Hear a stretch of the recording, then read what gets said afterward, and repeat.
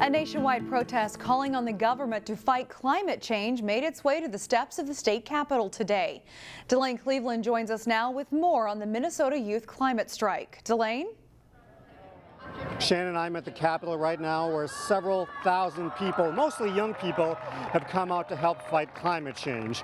One of the people who spearheaded this big event is a sophomore from Wayzata High School. We are the generation set to inherit this beautiful planet, and it's my home. I want my home to be as beautiful and as perfect as it can, and I want that politicians to know that it's time that you take charge. This is our home and we want it back. This is what community looks like. Janani Srinivasa was one of about 30 Wayzata High School students to make it out to Friday's event. Their march started at nearby Western Sculpture Park and ended at the state capitol. Their hope is that this protest will help influence elected officials who, in their minds, have failed to prioritize the climate change crisis. And it looks like their efforts have already made an impact. Earlier this week, a group of state lawmakers announced the formation of the Climate Action Caucus, which will focus on fighting climate change at the state level. It was kind of in response to that engagement by the youth last session that we decided it was really important to gather a group of legislators to have a climate action caucus, and so that we can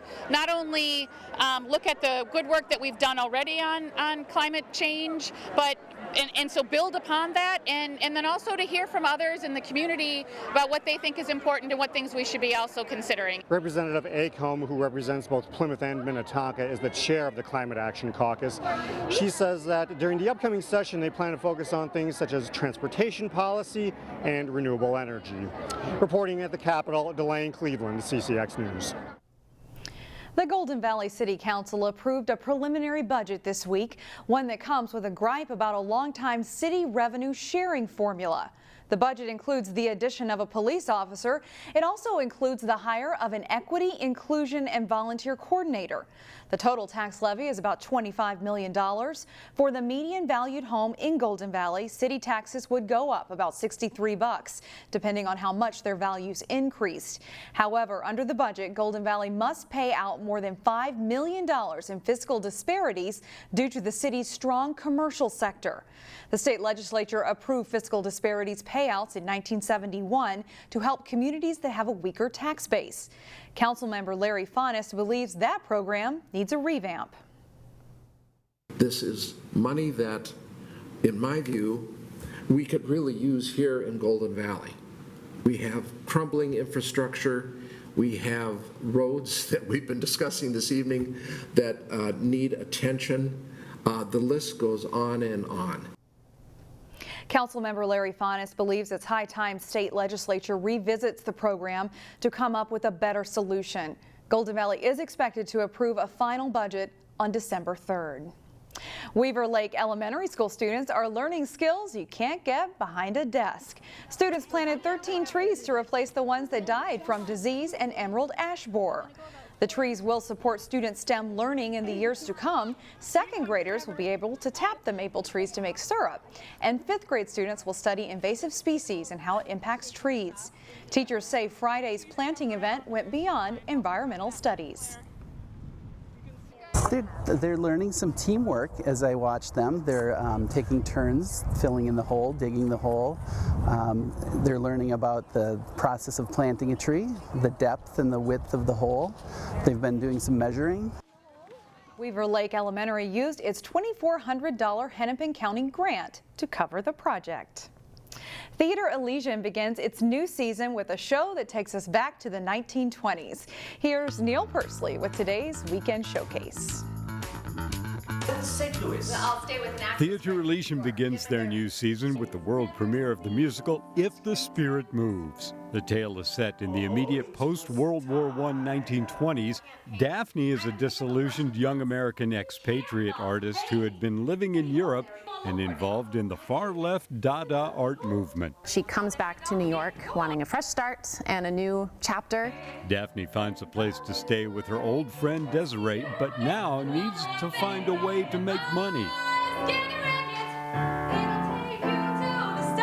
Desiree convinces her to run a racket to pretend to be a spirit medium, and Daphne is very reluctant. She's a little bit sheltered. She doesn't want to fool anybody. But during their first scam seance, Daphne discovers that she really can communicate with the dead. All of these people have lost someone in the war, and if it's a daughter or a loved one or a sergeant, they all want to reconnect and kind of heal those wounds. Janet Troe plays Lady Aspen, who has moved to America and is still grieving the loss of her daughter, who was killed while serving as a nurse during the war. The grief of losing her child is weighing heavily on her, and just the opportunity to speak to her and feel there's a moment when she feels embraced by her during the seance, and it just buoys her up. If the Spirit Moves only has a limited 6-night run, the opening premiere on Tuesday, September 24th features a talkback with the actors and playwright and a party following the show. For Weekend Showcase, from Theater Elision in Crystal, Neil Persley, CCX News. And we'll have a link to ticket information and showtimes for Theater Elision on our website, ccxmedia.org. This weekend marks a special time in the history of a place that has a lot of history. On Saturday, Brooklyn Park will celebrate the 40th anniversary of the historic Eidem farm. There will be a variety of activities at the farm that you can enjoy starting at 10 a.m. and it goes until 2 p.m. We'll leave you with a few sights from the historic Eidem farm.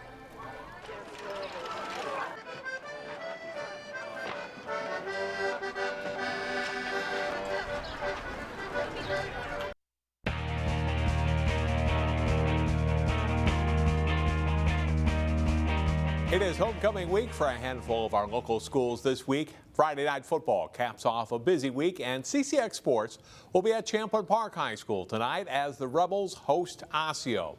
Champlin Park scored home wins over Eastridge and Blaine to start the season before losing by a point to Centennial on the road last week. Meanwhile, Osseo started the season 0-2 before beating Anoka last Friday 27-16. It was the Orioles' first win since October of 2017.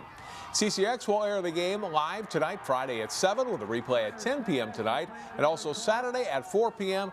and Sunday morning at 10. Armstrong and Wayzata have two of the best girls diving and swimming teams in the area. Those two section opponents met up in a non-conference dual meet on Thursday. 200 freestyle, Armstrong senior Sierra Smith wins easily. Her time 1 minute 54.56 seconds. 200 individual medley, Wayzata freshman Claire Reinke beats out Armstrong Zoe Bresnahan with a time of 2 minutes 15.44 seconds. 50 freestyle, another freshman taking gold. Armstrong's Olivia Keene wins the sprint in 25.93 seconds.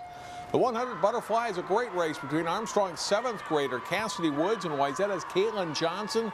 Woods squeezes out the win by 0.17 of a second. Bresnahan and Reinke do battle again as anchors in the 200 freestyle relay. Reinke and Wayzata win by 0.08 of a second. Wayzata's Jana Marquette is the top-ranked breaststroker in the state right now. She wins the 100 breast here with a time of 105.59. Wayzata wins the meet 96.85. In girls soccer, Edina is ranked 2nd in the state in Class AA. The Hornets met last year's state runner-up, Wayzata, Thursday, with Edina looking for a regular season sweep of the Trojans. First half, nice run with the ball up the left side by the Hornets. Maddie Darlene, she'll cross it to Amy Terwilliger, who scores there, and Edina has a 1-0 lead. Down 2-0 in the second half. Good scoring chance here for Wayzata. But Edina goalie Olivia Jamieson comes up with a big stop on Dana Brewer to keep Wayzata off the board, and apparently toga night at Wayzata at the stadium. Edina gets one more before it's over. Emma Fromma able to convert on the pass from Sophie Bowman. Edina wins 3-0, breaking Wayzata's 4-match winning streak. Also in girls soccer, Osseo hosted Coon Rapids in Northwest Suburban Conference play. Really nice defensive play here by Osseo's number 21, Olivia Larson, running down the Cardinals forward and playing the ball away. One of the Orioles' best scoring chances of the night comes later in the first half, but Coon Rapids goalie Madeline Hedlund dives out to stop the shot from Osseo's Presley Kramer. It's 1-0 Coon Rapids at halftime. Second half, and Molly Knobloch finds Molly Tarabays with a pass, and the Cardinals sophomore scores. Cardinals looking to break a 5-match losing streak, lead it 2-0. And they would add one more in the second half. Tara Bays this time passing to Knobloch for the redirected shot and goal. The Cardinals go on to beat Osseo 3-0. The adapted soccer season is underway. Two local teams went head-to-head in a PI division thriller. Park Center visiting the Robbinsdale Robins. It's tied at 1 when Sam Rolls pushes it around the defender and buries the shot. And he gives the Robins a 2-1 lead. Kirby Gilbertson banks it off the wall right to Josh Click. He scores for the Pirates to make it 2-2. Later in the first half, Click works his way through traffic and close and puts it away. Park Center is up 3-2 at the half. Second half, and Gilbertson gets the steal and places the shot in the corner to give the Pirates a 4-2 lead. But the Robins rally. Calvin Bauman's first shot is wide, but he plays the Karen well to score, and it's even at 4-4. After each team scores one more, here's the game winner coming up. Jada Johnson's first shot is swatted out, but she slips the rebound in for a goal, and the Robins win it 6-5.